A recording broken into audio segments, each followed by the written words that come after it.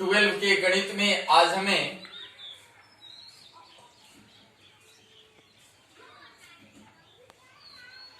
सातत्य कंटिन्यूटी बताना है, लेकिन हमेशा की भांति एक बार आज हम आपको स्मरण कराएंगे कि पहले फलन क्या है। क्योंकि सातत्य की परिभाषा के पहले हमें पहले फलन जानना होगा और फिर फलन की सीमा। यानी आज हम आपको बताने जा रहे हैं जो 11th के लिए भी मान्य है फलन। क्योंकि मैट्रिक स्तर तक आज तक के अनुभव से हमने पाया है कि मैट्रिक स्तर तक बच्चे 2 पॉइंट में बहुत कमजोर पढ़ाई करते हैं, एक ज्योमेट्री और दूसरा फलन। और पूरे गणित का जब डिवीजन किया जाता है, गणित का भेद जब पढ़ा जाता है, तो हमें अधिकांश आदमी जानता है कि गणित का भेद त्रिकोणमिति है, बीजगणित है। ऐसा कुछ नहीं है। जब उसको वर्गीकृत करना होता है तो उसका एक भाग फलन होता है। सोचिए कितना इंपॉर्टेंट पॉइंट है। आज हम इस फलन को समझाने की कोशिश मात्र कर रहे हैं।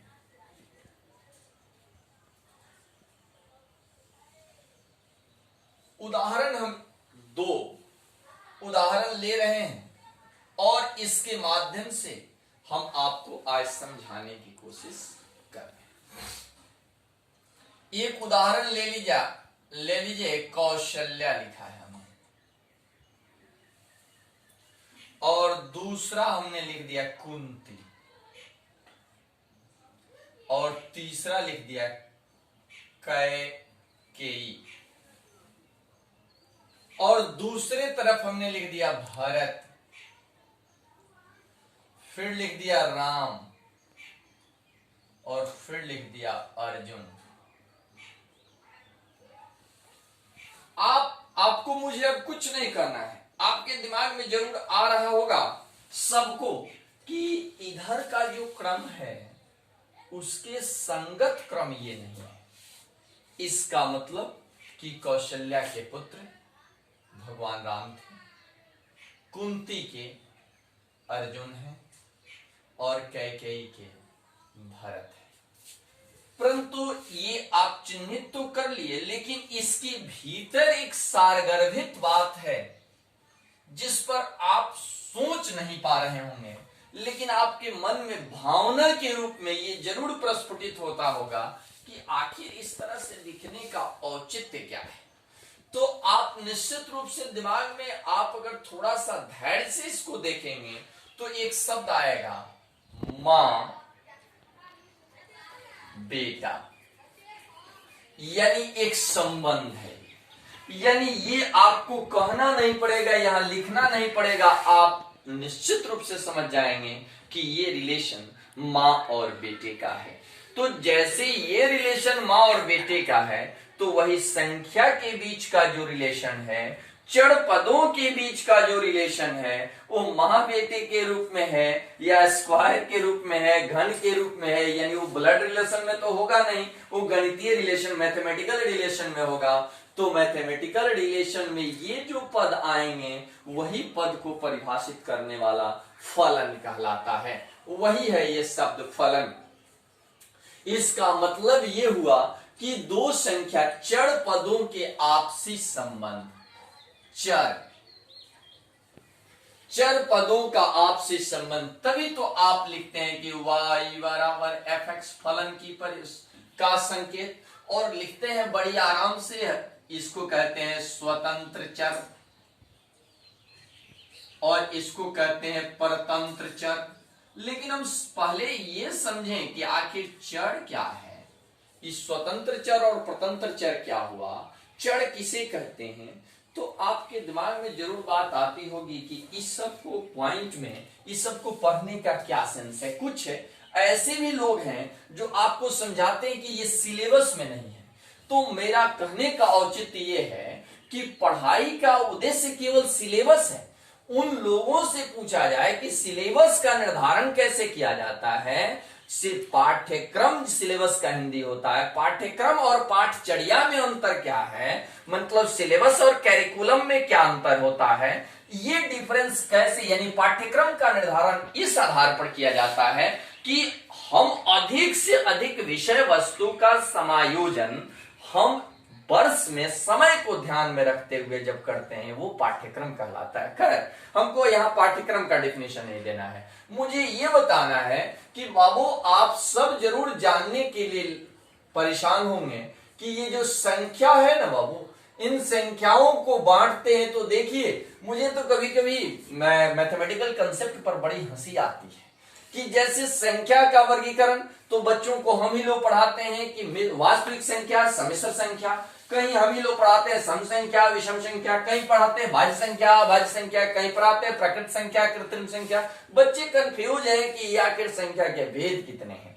तो अगर आप लोग की इच्छा होगी तो हम एक दिन आपको नंबर सिस्टम का संख्या क्या है उसका वीडियो अपलोड करेंगे, और जब इसी माध्यम से आपको पढ़ना है तो पॉइंट वाइज अगर पढ़ेंगे तो मेरे पढ़ाने से अगर आप लोग के अतिरिक्त और लोगों को भी लाभ होता है तो हमें इसमें बहुत आनंद आता है।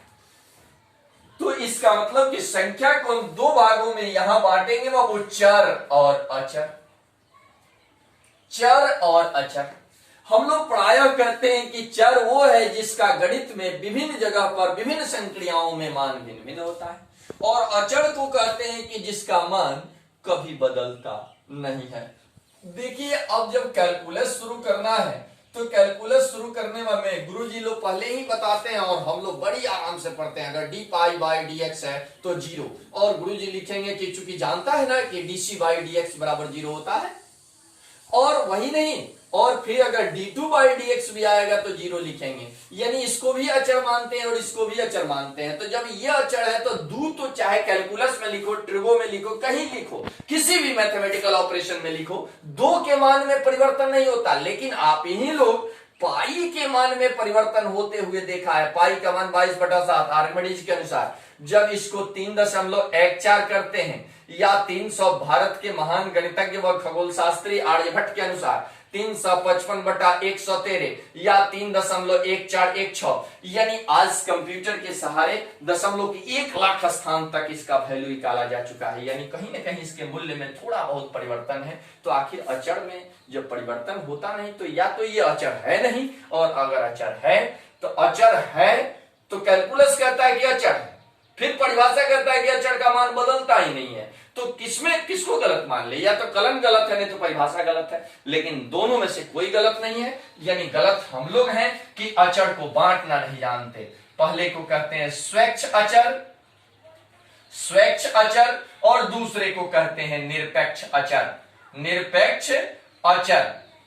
बाबू आप सबको हम लिख नहीं बोल रहे हैं, चर का मतलब हुआ कि जैसे मान लो बाबू कि माना कि साइकिल का मूल्य x रुपया, तो वही अगर उसका कंडीशन, उस प्रश्न का कंडीशन फॉलो करेंगे तो x का मान हो सकता है 500 आ जाए। उसके अगले क्वेश्चन में अगर x मानिएगा तो हो सकता है x का मान 600 आ जाए, उसके बाद 1 लाख आ जाए, कुछ भी आ सकता है। यानी जिसका मान निर्धारित नहीं होता है, यानी चर एक संकेत है जिसका मान विभिन्न गणितीय संक्रियाओं में अलग अलग होता है। कुछ लोग कहते हैं कि अल्फाबेट के जो वर्ड लिए जाते हैं वो उसको चर कहते हैं, तो उन बेवकूफों को पता होना चाहिए कि तो फिर डी सी अल्फाबेट है, यहां ये संबंध नहीं है। ऐसी परिभाषा गलत और तर्कहीन है। यानी चर एक संकेत है, चर एक संकेत है जिसका मान विभिन्न गणितीय संक्रियाओं में अलग अलग होता है। और इस चर में 2 प्रकार का चर है, एक स्वतंत्र चर और एक प्रतंत्र चर। स्वतंत्र चर जो होता है उसको आगे समुच्चय सिद्धांत के अनुसार आपको पता चलेगा कि ये फलन एस अगर समुच्चय का एक सेट है, समुच्चय है, तो उसके प्रत्येक अवयव जो है वो स्वतंत्र चर है, और बी का जो प्रत्येक अवयव होगा वो प्रतंत्र चर होगा। यानी जिसका मान स्वतः जो इच्छा हो लिखा जाए तो स्वतंत्र, और जिसका मान स्वतंत्र पर निर्भर करे यानी स्वतंत्र के बदलने के अनुरूप बदल जाए वो क्या है, परतंत्र गुलाम। अब अचर है बाबू, अचर का मतलब हुआ कि वह मान या वह संकेत जिसका मान गणितीय संक्रियाओं में लगभग नहीं बदलता है। तो लगभग यहां लगाकर ही इस परिभाषा को सही किया जा सकता है, अन्यथा ये परिभाषा गलत है। यानी अचर का मतलब हुआ कि वह संकेत जिसका मान लगभग नहीं बदलता है। तभी ये लगभग शब्द इसको दो भागों में बांटेगा, एक को कहेंगे स्वच्छ अचर और दूसरे को कहेंगे निरपेक्ष अचर। जो गणित में आप फिजिक्स में जो आप प्रयोग करते हैं, ग्रेविटेशनल कांस्टेंट, ये Coulomb constant, Stefan constant, Boltzmann constant, जितने कांस्टेंट का प्रयोग किया जाता है वे सब स्वच्छ अचर होता है। और निरपेक्ष अचर जो संख्या है, 1 है, 2 है, 3 है, 4 है, 5 है, ये सब निरपेक्ष अचर होता है। तो इसका मतलब कि पहला चर को जब आपने जान लिया तो फलन को पहले जान लीजिए। फलन एक संबंध है। देखिएगा मैथमेटिक्स का किताब निकालिएगा तो पहले रिलेशन देता है तो फंक्शन देता है। आखिर क्यों ऐसा देता है? तो इसका मतलब कि फलन एक संबंध है, फलन एक संबंध है, संबंध है जिसके स्वतंत्र चर, समझ रहे हैं आप, स्वतंत्र चर अभी बताया, जिसका मान अब कुछ भी लिया जा सके, यानी वो इंडिपेंडेंट है। स्वतंत्र चर x के प्रत्येक मान के लिए, प्रत्येक मान के लिए परतंत्र चर y का एक निश्चित मान है। कुछ लोग कह रहे हैं कि बोर्ड पर लिखने से समय किल होता है। मेरा यह मानना है कि हम लिख रहे हैं, अगर आप वीडियो देख रहे हैं उतने ही समय में आप भी लिख लेंगे। एक निश्चित मान होता है तो y को x का फलन कहते हैं, फलन कहते हैं। अब y बराबर fx, y बराबर fx। लेकिन ये परिभाषा जो है वो जब जॉर्ज कैंटर का थ्योरी आया, समुच्चय सिद्धांत, उसके बाद ये परिभाषा सही साबित नहीं हुआ। उन्होंने परिभाषा क्या दे दिया कि ए और बी दो समुच्चय है, ए का प्रत्येक अवयव बी में है तो बी को ए का फलन समुच्चय कहेंगे। लेकिन इतनी कहानी याद करने से बेहतर आज से माइंड सेट कर जाओ बाबू, एफ सच दैट, इस चिन्ह को क्या पढ़ते हैं, such that, F such that बड़ा A capital A tends to B को फलन कहते हैं। अगर कोई परिभाषा पूछता है कि फलन किसे कहते हैं तो तुम लोग एक लाइन में कहना कि F such that A tends to be, इस प्रकार के संबंध को फलन कहते हैं। अब हमको उम्मीद है कि स्वतंत्र, प्रांत, परास ये सब आप जानने की कोशिश करेंगे। हालांकि किताबी थ्योरी तो आप लोग पढ़ते ही होंगे या जब YouTube पर वीडियो देख रहे हैं तो ये जरूर देखते होंगे। इसका मतलब ये हुआ कि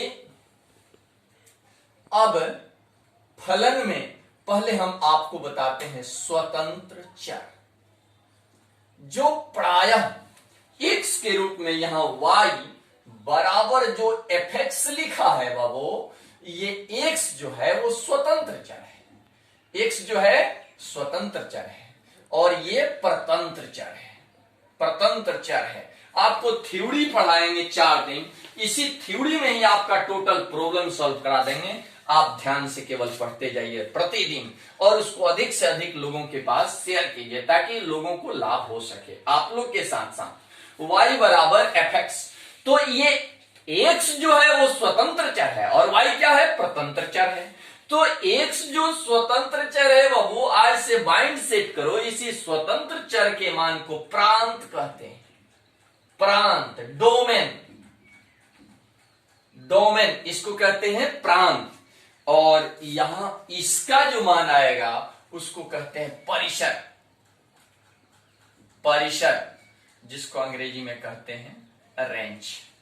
यानी आज जरूर समझे होंगे कि प्रांत क्या है, तो स्वतंत्र चर x के मान को प्रांत कहते हैं और स्वतंत्र चर y के मान को परिसर कहते हैं। अब आगे आपको बताएंगे सह प्रांत क्या है और फलन के भेद